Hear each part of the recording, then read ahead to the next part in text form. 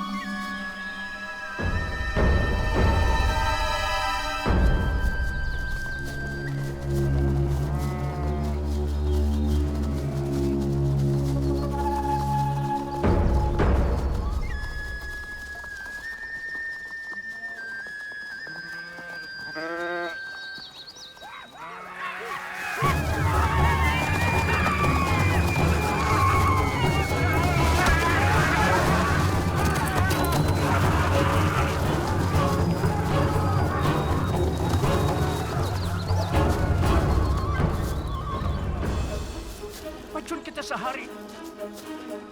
Sama sa atong kaigsuunan kay natibulaag ang ilang mga panon. Mga tuta sa pagpangita sa mga panon o pundukon sila. Panalipdan nato ang mga panon para sa hari. Ug dili kita niya patyon.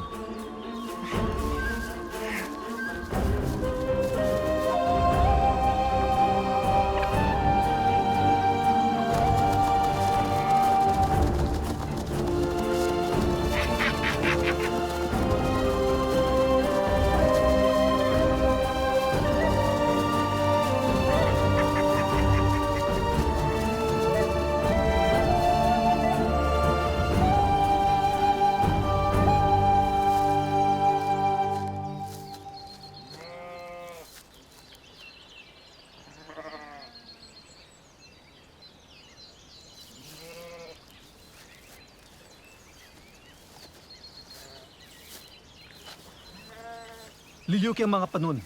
Huwag ako'y makikharong ni ining mga tawhana.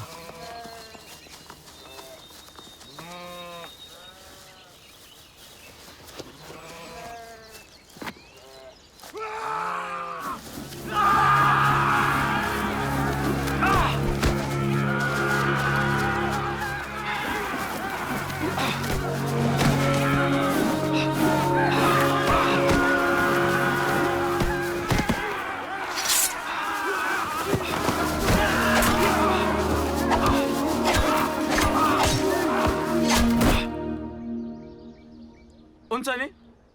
Akong hari. Niami sa pagsulti nimo sa kumatidod anon og dakong gahom ni Amnon ang Nephite. Unsay iyang nahimo? Sa tubig sa Sibos, ang kalalaki na misulay sa pagtibulaag sa imong panon. Apan si Amon nakigharong og nang nalipod ni ini.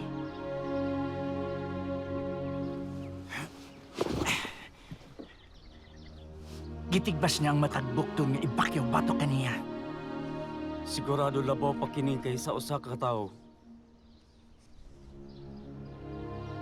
Di ba kini ang gamahanang espiritu kinsa mipadala sa dagkong silot ni ini nga katawhan tungod sa ilang mga pagbuno?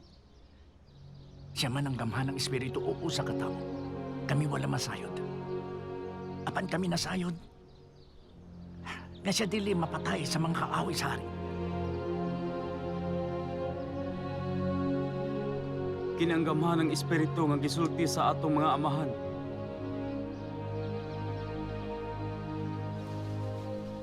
Ako nakapatay og daghang igsuon ni ining mga tawhana. Nagtuo ko nga husto nga akong gihimo. Apan nahadlok kong sayop ako sa pagpatay sa akong mga sulugoon. Asa kining tawhana nga duna anang dakong gahom. Nagpakaon siya sa imong mga kabayo. Tinuod walay bisan usang sulugoon taliwala sa tanang kong mga sulugoon nga ingon ka matidudanon sama ni ini nga tao. Gani siya nahinumdum sa paghimo sa tanan kong mga sugo. Karon ako nasayod kini ang gamhanang espiritu. Ug ako nagtinguha nga siya moduol kanako.